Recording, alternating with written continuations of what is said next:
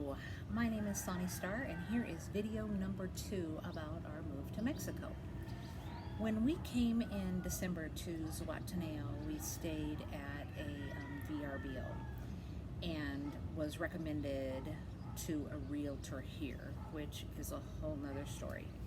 Let me just say out loud that your realtor in Mexico and in a foreign country, and ask more than one individual for a recommendation, because the lady that was recommended to us was terrible.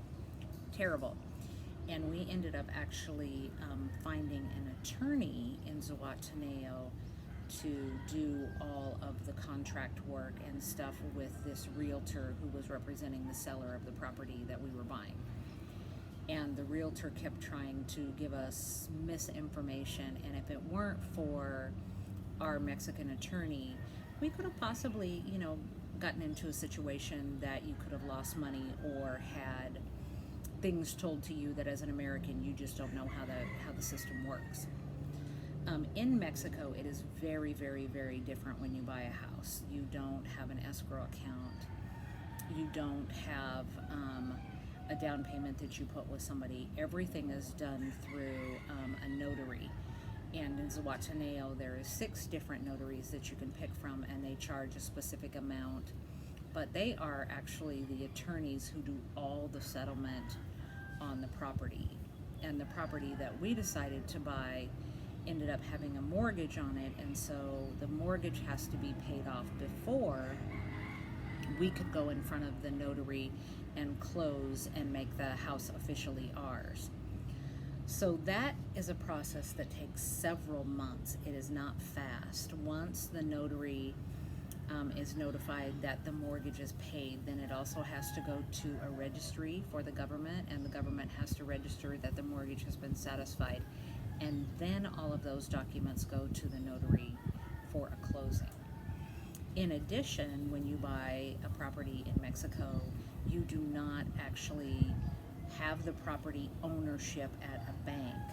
Because we paid cash for the property that we bought here, it is put in a trust in Mexico, and the notary takes care of all of that. And then every year you pay your property taxes to that trust account.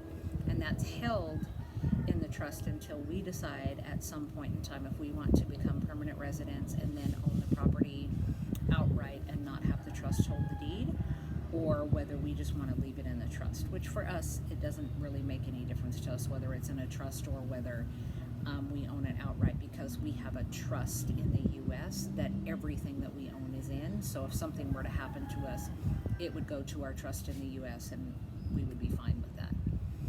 And we have our beneficiaries identified of who actually would take over the ownership of the property if something were to happen to us. But it's been very interesting, and the biggest thing that I can say is get an attorney and have them review your contract. Do not sign any contract in Mexico, even if it's been translated into English, without having legal representation look at it. So that's my first tip.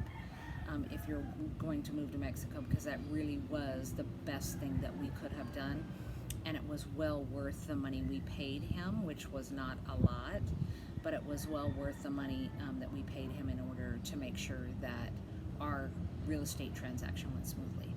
So that's my tip for today. Thanks for tuning in. Talk to you soon.